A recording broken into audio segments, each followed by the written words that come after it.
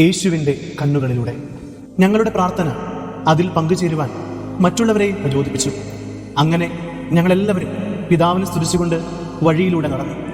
വളവ് തിരിഞ്ഞപ്പോൾ മുമ്പിലൊരു പട്ടണം ദൃശ്യമായി. അവിടെല്ലാം നിശബ്ദത വ്യാപരിച്ചിരിക്കുകയാണ്. ഞങ്ങൾ പട്ടണത്തിൽ പ്രവേശിച്ചെങ്കിലും ആരെയും കണ്ടില്ല. എന്നാൽ കുറച്ചുകൂടി മുമ്പോട്ട് നടന്നപ്പോൾ അതിൻ്റെ കാരണം വ്യക്തമായി. എല്ലാവരും അവിടെ ഒരു ശവസംസ്കാര വിലാപയാത്രയിൽ പങ്കെടുക്കുകയാണ്. 4 ആളുകളെ ചേർന്ന് ഒരു ചെറുപ്പക്കാരൻ്റെ ശവം സംസ്കരിക്കുന്നതിന് വേണ്ടി ചുമന്നുകൊണ്ടു പോകുന്നു. സ്ത്രീകളുടെ നിലവിളി എൻ്റെ ഹൃദയത്തെ നുറുക്കി.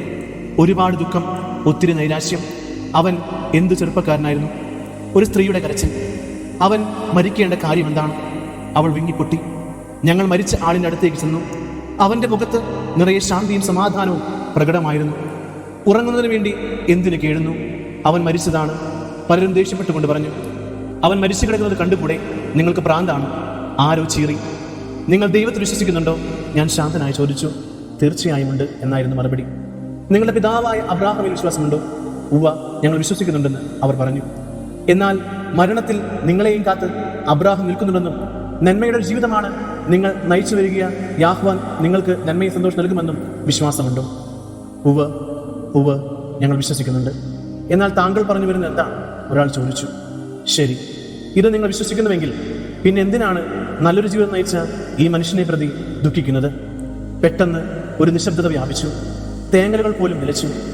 മരണമെന്നാൽ എല്ലാം അവസാനിച്ചുവെന്ന് അർത്ഥമാകുന്നില്ല. മറിച്ച് അത് ദൈവത്തിൻ്റെ കൂടെയുള്ള പുതിയ ജീവിതത്തിലേക്കുള്ള കാൽവെപ്പാണ്.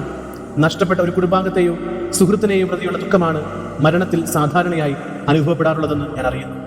അവർ നമ്മോടൊപ്പം ഉണ്ടായിരുന്നെങ്കിൽ എന്ന് നാം അതിയായി ആഗ്രഹിക്കുന്നു. വേർപാടിൽ വേദനിക്കുന്നു. തുടർന്നുള്ള നിങ്ങളുടെ ജീവിതം ഒരിക്കലും പൂർണ്ണമാവുകയില്ലെന്നും കരുതുന്നു. ജീവിതത്തിൽ വലിയൊരു വിടവുണ്ടാകുന്നു. മാത്രമല്ല, പലപ്പോഴും വല്ലാത്ത ഏകാന്തതയും അനുഭവപ്പെടുന്നു. മരിച്ചുപോയ ആളിനോടുള്ള സ്നേഹത്താലും അയാൾ എപ്പോഴും കൂടെയുണ്ടാകണമെന്ന ആഗ്രഹത്താലും നിങ്ങൾക്ക് ഇപ്രകാരമൊക്കെ തോന്നുന്നത് സ്വാഭാവികമാണ്. നോക്കൂ, ഇതൊക്കെയാണ് നിങ്ങളുടെ വികാരങ്ങളും ആവശ്യങ്ങളും. എന്നിരുന്നാലും നല്ലവർക്ക് മരണത്തിലൂടെ ലഭിക്കുന്ന ദൈവത്തിലുള്ള നവജീവിതമാണ് ലഭിക്കാവുന്നതിൽ വെച്ച് ഏറ്റവും വലിയ പ്രതിഫലവും ആനന്ദവുമെന്ന് മനസ്സിലാക്കുവിൻ.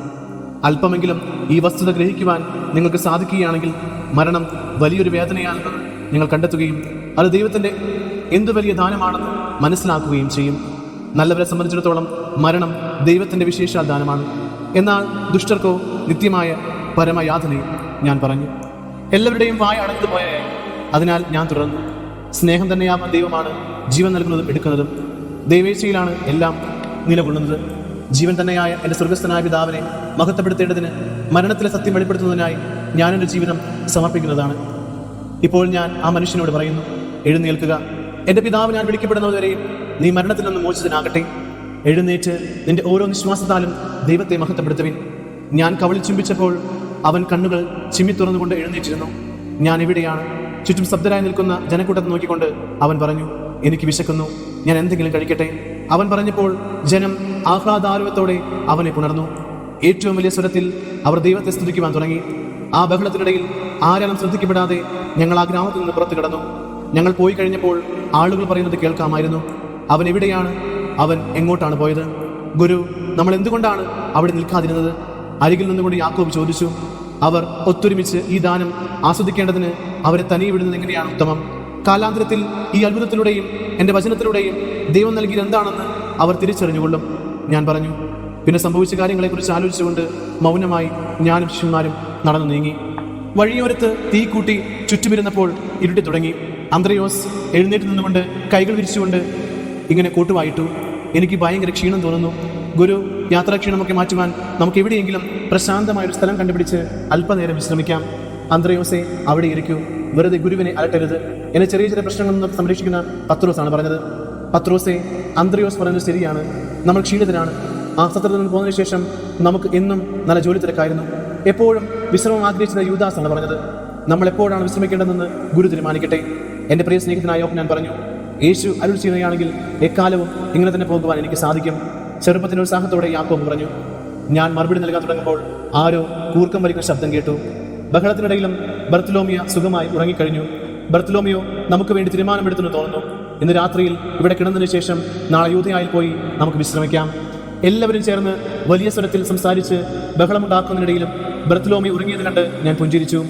യൂദാസ് പണസഞ്ചി തുറന്ന് എന്നെ നോക്കിക്കൊണ്ട് പറഞ്ഞു, ഗുരു, നമ്മുടെ കൈവശം അധികം പണമൊന്നും ബാക്കിയില്ല. ഇത്രയും കുറച്ച് പണവുമായി നമ്മൾ എങ്ങനെയാണ് യൂദയായിൽ കഴിയാൻ പോകുന്നത്? പത്രോസ് എഴുന്നേറ്റ് നിന്നുകൊണ്ട് ദേഷ്യപ്പെട്ടു. ഇന്നലെ കുറേ പണമുണ്ടായിരുന്നല്ലോ, അതൊക്കെ എവിടെ പോയി? എനിക്കറിയില്ല. യൂദാസ് മുറവിളി കൂട്ടി.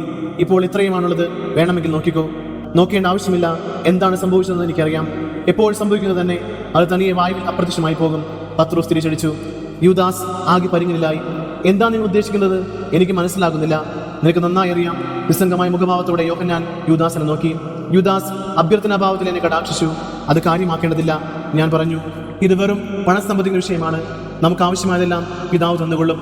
പക്ഷേ ഗുരു, പണം എല്ലായ്പ്പോഴും ഇതുപോലെ അപ്രത്യക്ഷമാവുകയാണ്. പത്രോസിന് കലിയടങ്ങുന്നില്ല.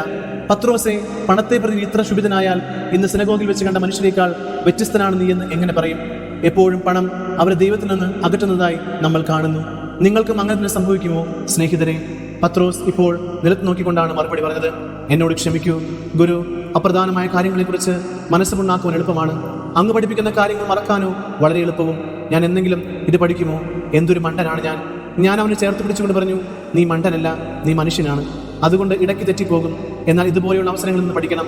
നിന്റെ വിശ്വാസം ശക്തമാണ്, എന്നാൽ ചിലപ്പോൾ ശക്തമായ വികാരങ്ങൾക്ക് അടിമപ്പെട്ടു പോകുന്നു.